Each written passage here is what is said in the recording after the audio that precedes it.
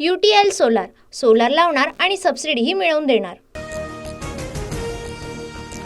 मविया आणि महायुतीमधील मुख्यमंत्री पदाबाबत फैसला निकालानंतरच होणार। तिन्ही पक्ष बसून मुख्यमंत्री ठरवतील। शहांचं वक्तव्य। तर मवियामध्ये ज्यांचे जास्त आमदार त्यांच्या प्रतिनिधी मुख्यमंत्री असेल। पवारांकडून वक्तव्य।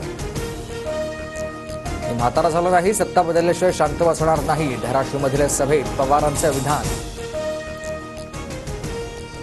निवडणुकीनंतर पवारांना सत्ता स्थापनेची कोणतीही संधी देणार नाही। मुख्यमंत्रीपदाच्या प्रश्नावर अमित शहांचं वक्तव्य।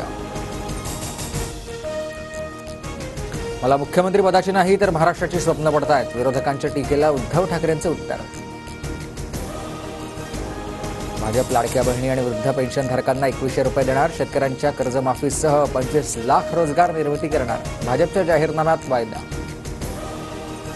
मविया महिलांना 3000 रुपयांसह मोफत बस सेवा देणार। जातीय जनगणना आणि शेतकऱ्यांना 3 लाखांपर्यंत कर्जमाफी देण्याचंही जाहीरनाम्यातून वचन।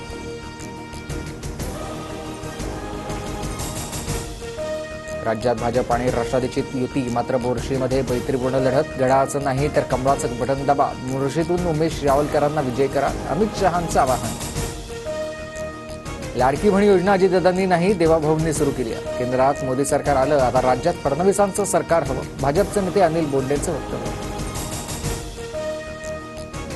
1500 घेऊन काँग्रेसच्या रॅलीत जाणाऱ्या महिलांचे फोटो द्या, त्यांची व्यवस्था करतो। लाडकी बहीण योजनेवरील वक्तव्यानंतर भाजपच्या धनंजय महाडकांकडून बिनशर्त माफी।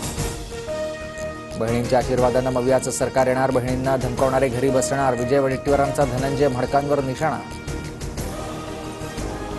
राम मंदिर 370 कलम हटवणं आणि सावरकरांचा विरोध करणाऱ्यांसोबत उद्धव ठाकरे बसले। अमित शहांची ठाकरेंवर टीका। अमित शहांना स्मृतिभ्रंश झाला। कलम 370 हटवताना शिवसेनेनं भाजपला पाठिंबा दिला होता। उद्धव ठाकरेंचा शहांवर पलटवार। वरळीत माझ्यासमोर कोणीही आलं तरी आव्हान नाही। काही पक्ष निवडणूक आली की फक्त 2 महिनेच ऍक्टिव्ह होतात। आदित्य ठाकरेंची प्रचार रॅलीतून मनसेवर टीका। वरळीत गेल्या वेळी 37,000 मतं असतानाही आदित्य विरोधात उमेदवार दिला नाही, पण आज अमित उभा असताना मी भिक्का मागणार नाही। राज ठाकरेंनी उद्धव ठाकरेंना सुनावला।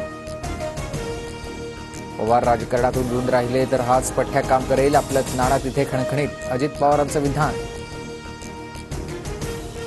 छोटा पठ्ठ्या शरद पवारांच्या वाईटावरच उठलाय। संजय राऊतांचा अजित पवारांवर निशाणा। राहुल गांधींना सावरकर आणि बाळासाहेबांसाठी चांगले शब्द बोलायला लावा, अमित शहांचं ठाकरेंना आव्हान। मोदींनी हात लावलेला मालवणमधील शिवरायांचा पुतळा पडला, राम मंदिराला देखील गळती लागली। मल्लिकार्जुन खरगेंची मोदींवर टीका।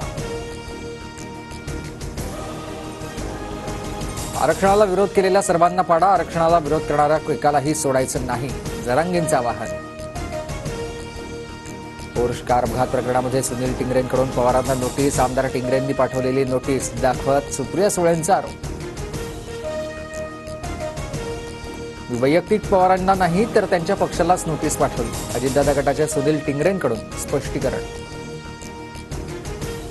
धारावीत काँग्रेस आणि शिवसेना शिंदे गटाच्या कार्यकर्त्यांमध्ये राडा, प्रचारादरम्यान दोन्ही गटात धक्काबुक्की, अनेक कार्यकर्ते जखमी, परिसरात तणावाचं वातावरण।